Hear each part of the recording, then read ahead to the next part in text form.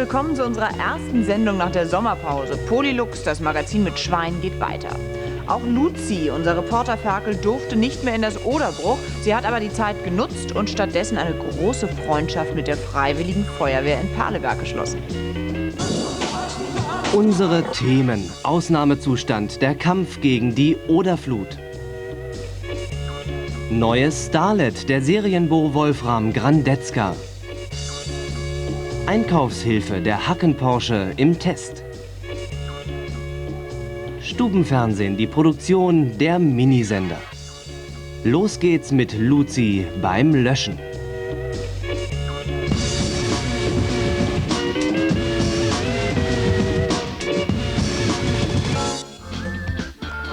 Pumpen an und Wassermarsch. Ohne Feuerwehr läuft im Brandenburgischen gar nichts. Luzi besucht den hoffnungsvollsten Nachwuchsbrandlöscher der Provinz.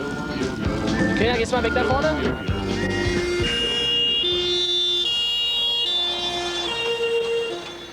Herzlich willkommen hier in Perleberg zum Altstadt- und Rolandfest. Ich begrüße Sie zusammen mit Luzi hier ganz herzlich beim Tag der offenen Tür der Feuerwehr in der Stadt Perleberg.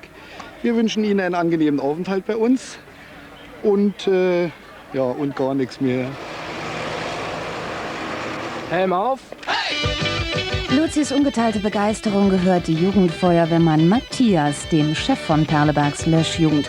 Mit seinen 14 Jahren spritzt er schon fast 100 Meter weit. Wenn er groß ist, möchte er bei den Erwachsenen mitmachen und auch mal einen richtigen Fettbrand legen. Doch das dauert noch. Luzi teilt zwar nicht die pyromanischen Neigungen des Jungtalents, aber weicht ihm dennoch nicht mehr von der Seite.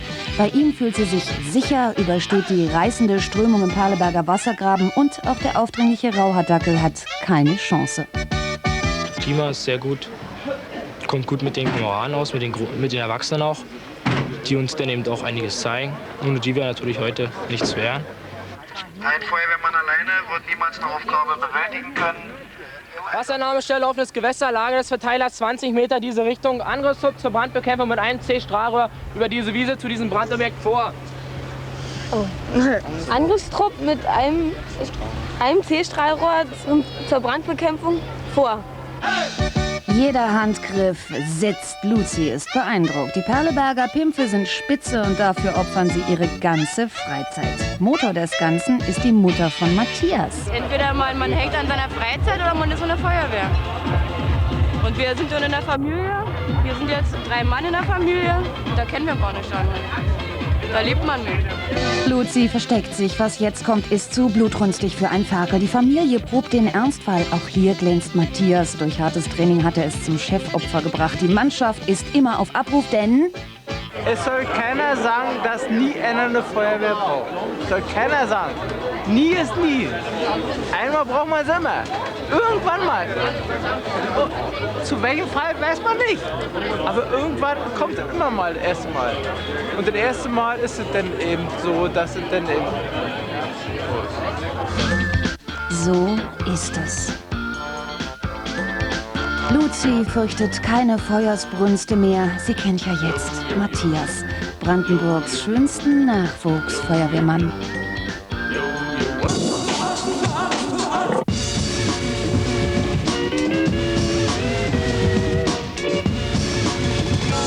Das Hochwasser im Oderbruch beschäftigt uns alle seit Wochen. Viele der Opfer stehen unter psychologischem Schock, ohne es zu merken.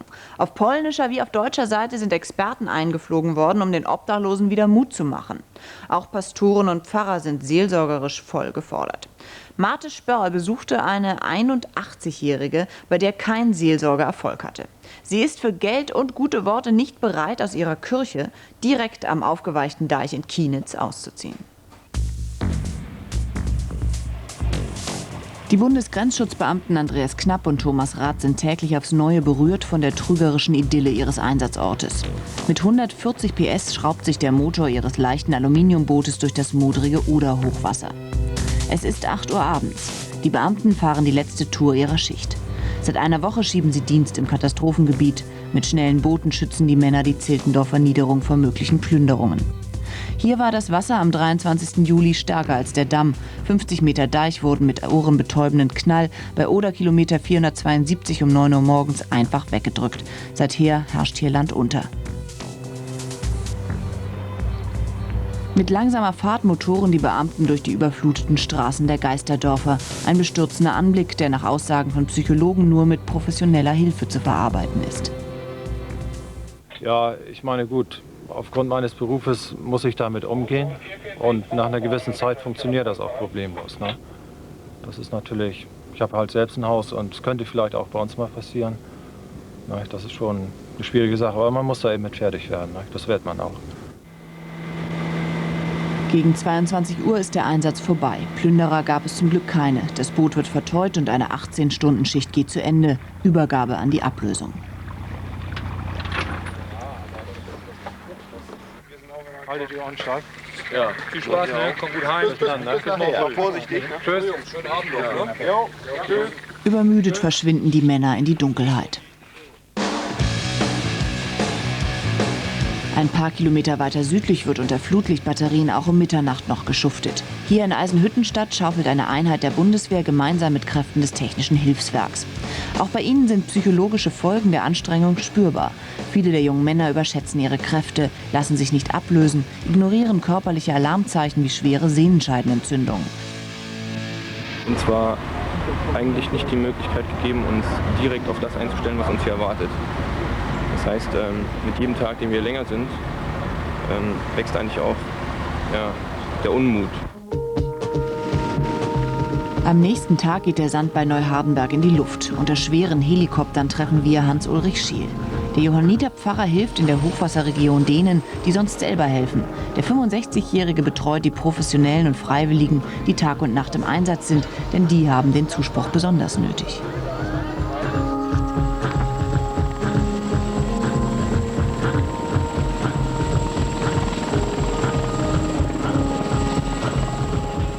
Die Hilfskräfte vor Ort, denke ich, haben gegenwärtig auch das Problem, die Länge hat die Last hier in der Arbeit. Und sie haben das Problem, dass ständig neue Bedrohungen von der Hochwassersituation auf sie zukommen, dass sie auch menschlich empfinden dabei und auch menschlich bewegt sind dabei.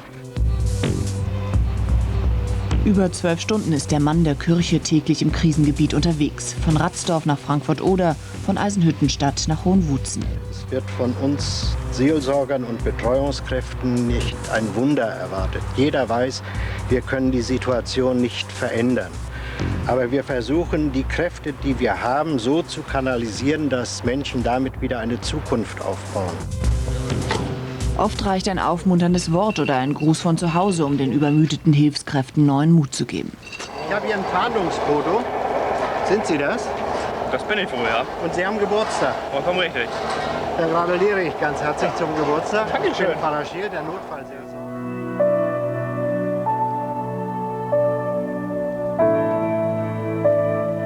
Wir verlassen Pfarrer Scheel, die Soldaten und die anderen Hilfskräfte und fahren in das Oderbruch. Dort besuchen wir eine Frau, die vor der angeschwollenen Oder keine Angst hat.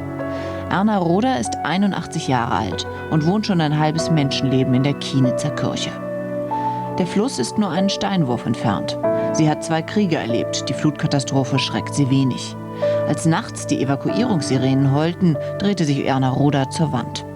Für den Fall, dass das Wasser kommt, hat sie sich eingedeckt. Zu essen habe ich Haferflocken und Reis und Hirse und Grieß und ich habe noch einen alten Ofen, da kann ich mir auch was kochen. Und Feuerung habe ich auch. Seit über 10 Jahren geht die Eigenbrötlerin auf den Deich und malt die Oder mit Kreide. So breit hat sie den Fluss seit 1947 nicht mehr gesehen.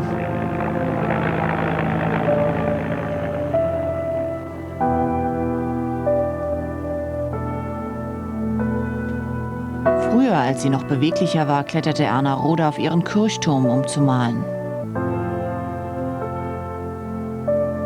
Wenn die Oder doch noch über den Deich tritt, wird die Pfarrfrau noch einmal hochsteigen und von dort in Ruhe abwarten, dass die Flut wieder geht.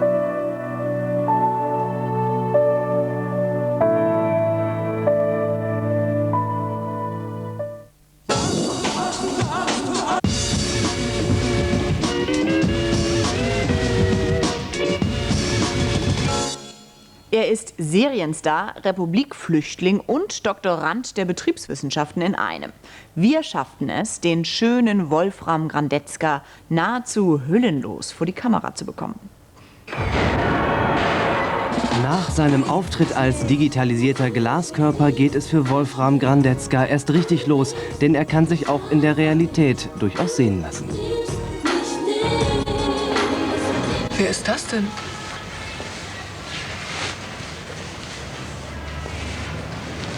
Musst du den so anstarren? Warum denn nicht? Man kriegt nicht jeden Tag so einen schönen Mann zu sehen.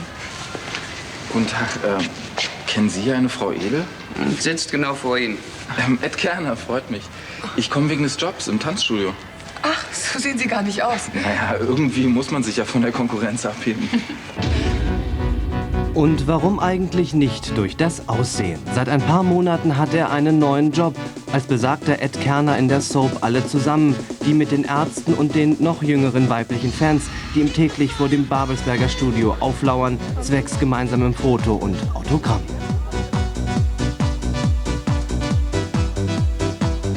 Hinter den Kulissen wohnt der harte Serienalltag. 5 Drehtage die Woche, dazu Text lernen und endloses Warten in der Garderobe. Und wie wird man überhaupt Seriendarsteller? Als Wolfram Grandetzka, indem man sich abends mit Freunden in der Kneipe verabredet. Alles purer Zufall.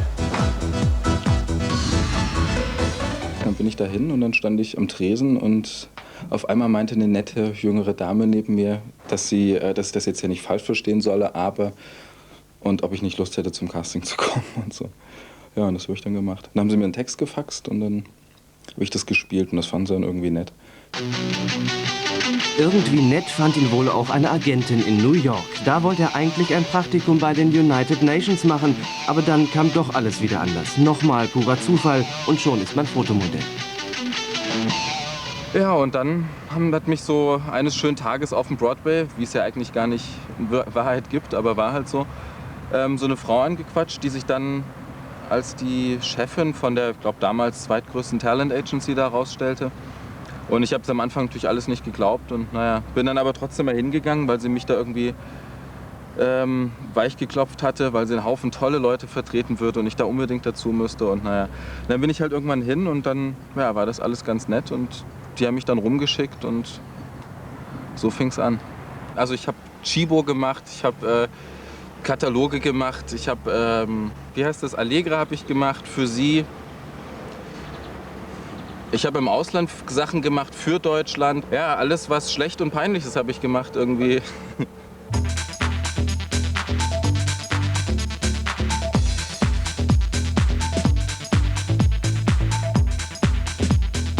Ich habe ziemlich wild geträumt. Was denn?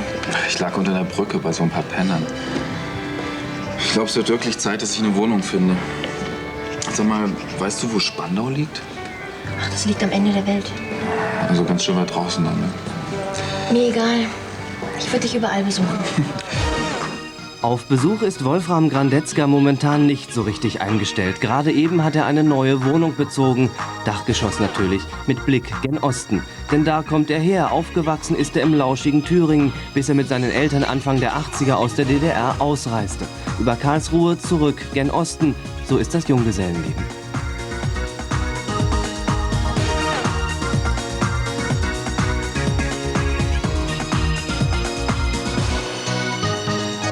Bei mir regiert der Lieferservice und die Mikrowelle. Ich werde mir demnächst so ein Gefrierteil anschaffen. Dann kann ich 12 Gefriergerichte am Stück kaufen und die dann der Reihe nach auftauen. Nee, aber sonst, ich meine, eigentlich habe ich ja noch eine Spülmaschine. Die kommt jetzt allerdings erst von der alten Wohnung. Und dann sieht es sogar hier richtig nett aus, so als ob ich ordentlich wäre, was natürlich ein fieser Trick ist. Ordentlich auch ohne Spiegel im Bad. Uneitel ist er trotzdem nicht, schon von Berufswegen. Was ich für ein Verhältnis zu meinem Körper habe? Ach, ich mag ihn. Also, ich versuche mich auch einigermaßen fit zu halten. Jetzt war ich nur eine Weile nicht beim Sport, aber ich habe eigentlich immer ziemlich viel Sport gemacht, so als Kind auch. Und eigentlich habe ich nur Fußball gespielt und mich geprügelt früher. Statt Prügeleien heißt es jetzt Gymnastikunterricht in Serie. Doch es gibt für Wolfram Grandetzka auch ein Leben jenseits der Serie. Als braver Student hat er sein Examen als Betriebswirt gemacht und eigentlich ganz andere Pläne für seine Zukunft gehabt. kann mich noch erinnern, so ganz am Anfang dachte ich mal, irgendwann wirst du mal Vorstand. Ich habe in Heidelberg studiert, da kann man so auf die Berge hochfahren nachts und liegt so die Ebene vor einem, da ist BASF Ludwigshafen. Und irgendwann dachte ich, irgendwann bist du mal Vorstand in so einem Unternehmen und total gediegen und so. Mittlerweile, glaube ich, könnte man mich mit einem Vorstandsposten jagen. Stattdessen wartet er lieber auf den nächsten Zufall, auch wenn ihm das Dasein im Rampenlicht nicht immer ganz geheuer ist. Bis jetzt ist es immer gut gelaufen, hat immer Spaß gemacht und wenn es so weitergeht. Ich will nicht, dass ihr alle zuhört.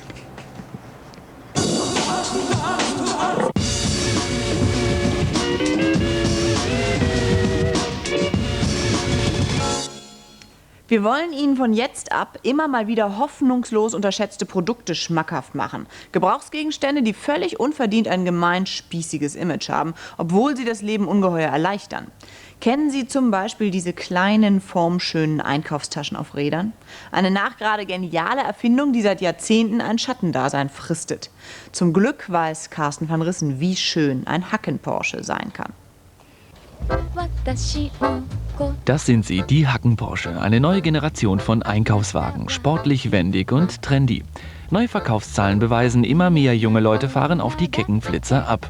Monique besitzt einen klassischen Hacken-Porsche vom Typ Royal, ihre Freundin Aspik nascht gerne Schokokekse und zieht einen quietschgelben Twen LS. Die beiden Rollis sind nicht nur im Supermarkt super praktisch, sondern auch in Parkanlagen gern gesehene Begleiter. Die Räder sind klassisch rund und leichtgängig. Der Kordelknirps funktioniert wie am Schnürchen und die Ladeklappen gehen gut auf und zu. Der besonders breite Radabstand lässt die Wagen auch auf unebenen Wegen sicher rollen. Mit einem Hacken-Porsche wird der triste Alltag zum unbeschwerten Erlebnis. Dass der Hacken-Porsche längst kein Privileg mehr von wohlhabenden Rentnern ist, weiß auch Detlef Ladehoff, Abteilungsleiter Haushaltwaren in einem riesig großen Kaufhaus. Die Anfrage gerade bei jungen Leuten nimmt ja zu. Seitens der Lieferanten ist natürlich für diesen Artikel auch sehr viel getan worden. Er war ja immer so etwas anrüchig, nur alte Leute spazieren mit diesem Teil herum. Man macht neue Farben, man macht, wie Sie hier sehen, maritime Muster und so weiter, neue, frische Farben, um das auch für junge Leute ansprechend zu machen. Unsere Modelle im Test. Bei halber Zuladung halten Royal und Twen LS gut mit. In schnellen Kurven untersteuern beide Vehikel nur leicht. Anders dagegen die Situation bei Überladung. Der Royal wirkt im ersten Moment robuster. Die stabile Bodenplatte hält das Polyestergewebe auch bei hoher Geschwindigkeit besser in Form.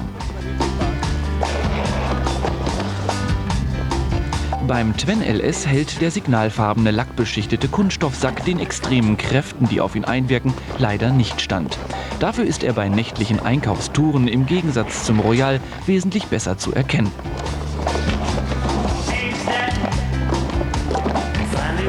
Sowohl Twen LS als auch Royal lassen sich gern anfassen und liegen fest in der Hand. Den Bordstein nimmt der Royal dank seines günstigeren Achsenschwerpunktes etwas leichter.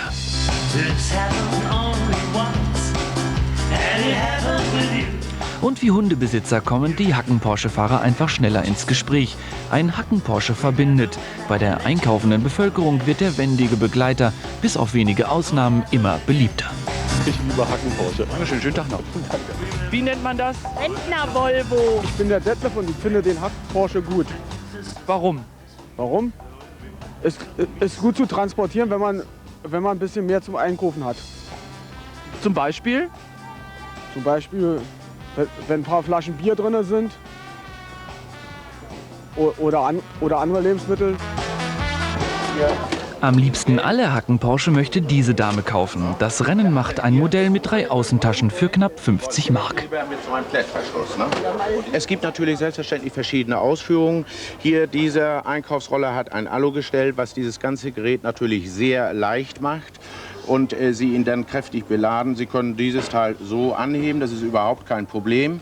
Eben wie gesagt ein Mercedes unter diesen Einkaufsrollern. Logischerweise sparen Sie hier an Plastiktüten. Sie nehmen ihn mit zum Einkaufen, Sie können die Tasche mit reinnehmen. Sie füllen praktisch Ihren Einkaufswagen im Supermarkt um in den Einkaufsroller und rollen damit nach Hause. Rollen ist leichter als tragen. So einfach ist das.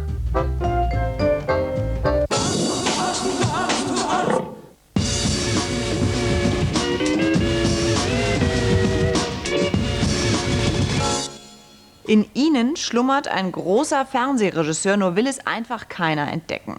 Macht nichts, denn beim Berliner Spreekanal kann sich jeder um eine Sendelizenz bewerben. Das Ergebnis ist eine schwindelerregende Mischung aus Trash, Multikulti und Selbstdarstellung. 3,78 Mark kassiert der Sender pro Minute von den Laienfernsehmachern. Dafür darf auch jeder loslegen. Kirsten Schulz und Janine Renner seppten sich durch die Berliner Kabelprogramme und stießen auf absolut besessene Programmmacher. Das lokale Kabelnetz ist eine wahre Fundgrube für hausgemachte Nischenprogramme. Allein 30 Mini-Fernsehanbieter senden auf dem Berliner Spreekanal. Einer von ihnen das deutsch-türkische Alternativfernsehen Aypa TV. Trotz wachsender Fangemeinde steht das kritische Programm nach 4 Jahren fast vor dem Aus. Auch Wohnzimmerproduktionen kosten Geld und der vor 2 Jahren gegründete Förderverein brachte nicht die erhoffte finanzielle Rettung. Da sind jetzt so um die 160 Mitglieder. Das ist eine große Unterstützung, aber finanziell natürlich kann das nicht das Sendeentgelt decken, weil das war ja bis Ende 96 bei 10.000 Mark im Monat. Und deswegen versuchen wir natürlich nach wie vor Werbekunden zu finden. Das ist unser kleiner Flur. Hier ist Blue Box Studio, aber hier weiter, wo wir schneiden und machen fertige Filme für Sender. Simeon Mak, Macher des russischen Kulturprogramms, ist wie Aypa TV ständig auf der Suche nach neuen Werbekunden. Der ehemalige ZDF- und SFB-Mitarbeiter und seine Frau Tatjana haben sich vor 2,5 Jahren für ein Leben im Fernsehstudio entschieden. Aus ihrer Zweiraumwohnung versorgen sie 3-mal wöchentlich ihre Landsleute mit Neuestem in ihrer Muttersprache.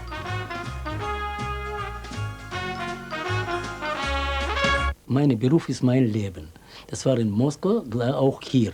Ich kaufe nicht Dacia, ich kaufe nicht Wohnung, ich kaufe nicht teurer, ich kaufe nur meine Geräte. Das ist mein Leben.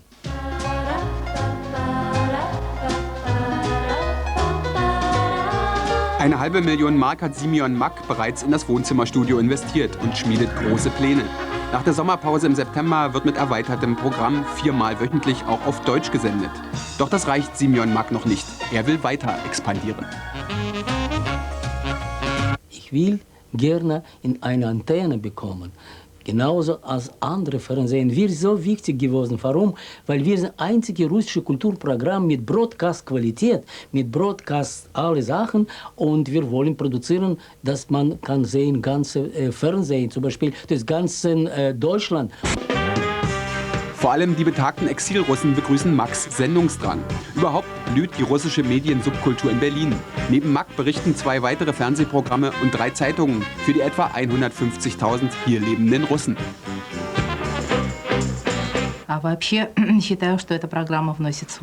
Generell leistet das Programm einen Beitrag zur Integration der Leute hier. Das betrifft besonders alte Menschen. Meine Mutter beispielsweise kann in diesem Alter keine neue Sprache mehr lernen. Das Ehepaar Simeon Mak und Tatjana Safronowa stehen mit ihrer professionellen Ausrüstung im Vergleich zu vielen Mini-Fernsehmachern noch gut da. Die meisten Kleinfilmer ziehen mit VHS-Kamera um die Häuser und kriegen mit Mühe die Sendegebühren zusammen. Trotzdem sind fast alle schon Jahre dabei. Das Nischenprogramm lebt nur durch persönliches Engagement. Es ist auch in einer gewissen Art und Weise eine Art Selbstbefriedigung. Also man kann natürlich sich selber verwirklichen. Es ist ganz anders als das Arbeiten in einer großen Redaktion. Wir bestimmen selber, was wir senden, welche Botschaft wir herüberbringen. Und wir sind natürlich nah an den Menschen dran. Schwierigkeiten, die nur Fernsehbesessene bewältigen können. Aber solange sich die großen Sender nicht für Programme wie die christliche Kinderhitparade oder TV für Blinde interessieren, werden lokale Nischenprogramme auch weiterhin senden.